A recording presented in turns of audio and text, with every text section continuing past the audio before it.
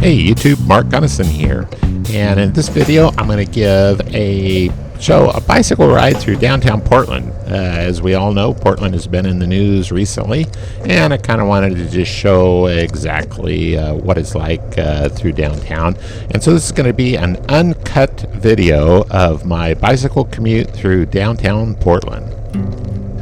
So I actually live in the suburbs of Portland, and I don't normally ride my bicycle through downtown Portland on my commute, but about once every other week I'll come through downtown just to get some extra miles in. If I ride through downtown, it's about 25 miles to get home, which is just great exercise. So, and actually riding through downtown is super enjoyable. So I really look forward to when I do go downtown. So we're heading towards the downtown core area here, and as you can see, everything is pretty normal when you're outside of the core. So we're going through the park blocks here, and we're about to make a right-hand turn on Broadway, which is part of my normal commute. And so this is Broadway up here where this car is turning, and we're going to head up Broadway to kind of see what it looks like in Portland. And if you look off to the left there's plywood that has been put up to protect that business and the windows or whatever. And you'll see an awful lot of that, especially as you get closer to the downtown area. So normally I continue straight up Broadway, but you can kind of see some police lights up ahead there. And for some reason the police had that road completely closed. They had it closed for a few blocks, so I had to turn and head down a few more blocks, a little closer to the core of downtown. We're still not going to make it to the area where the protests have been going on, but we're going to get within a few blocks here on my bicycle commute. So you can see those chain link fence that have been put up to protect those buildings, and my wife actually works in the building on the right there. So off to the right there, you can see a bunch of concrete blocks that have been set up to protect that building. So now we're heading up next to the building that my wife works at the right there, although she's been working from home. I think pretty much everybody downtown's working at home right now.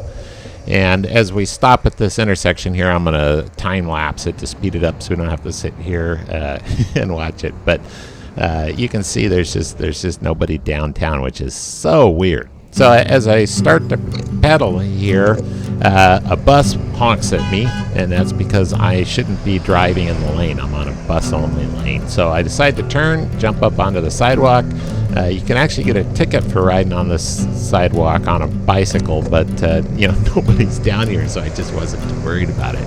And you can see there's just nobody down here. I really feel for the businesses that are trying to survive, that need customers, because it's just not going to happen down here. But as you can see, as far as the protests go, it's not that bad here. If you go a little further downtown, a few blocks in the opposite direction that we're heading right now, there's just graffiti all over the place. All the windows are boarded up. I mean, it's just a disaster down there. But to be honest, I don't feel comfortable bicycling down there. So you can see I'm still trying to get around those police. I don't know what was going on, but they sure had a pretty big area shut down for something.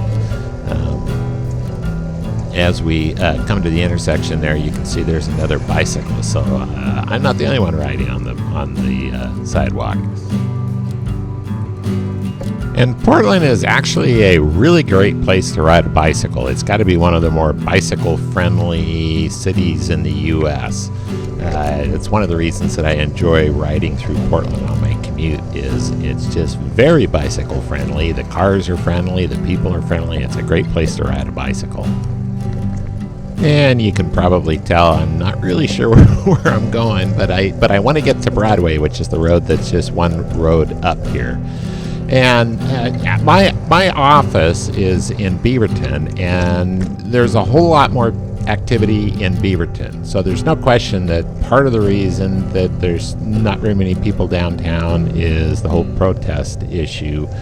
Because you definitely see more people wandering around in Beaverton, and normally, it's just packed interact with people down here, and you see a few, some people in Beaverton. So there's no question that the protests have affected the amount of people that are downtown.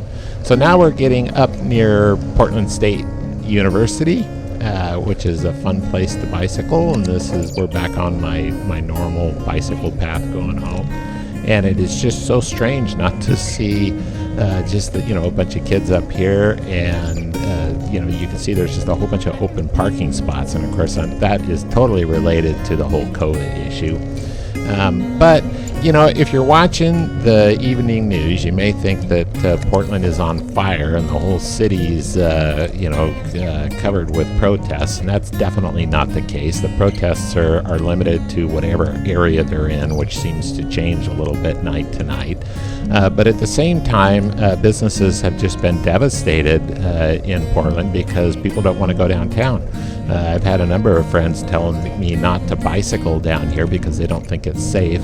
As you can see from this video, it's not an issue bicycling, as long as you're staying away from the area that's actually affected by the protests.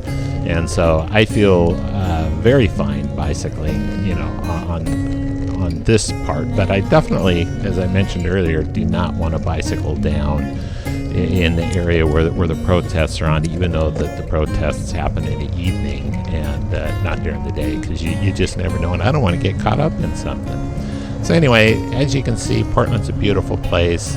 I'm going to end the video here. If we continued on, we'd see me bicycling through a beautiful park. Earlier in the ride, I went through a park that wasn't included, and someday I'll do a video of my complete commute home through Portland, which is just a beautiful ride, because Portland is just a beautiful place.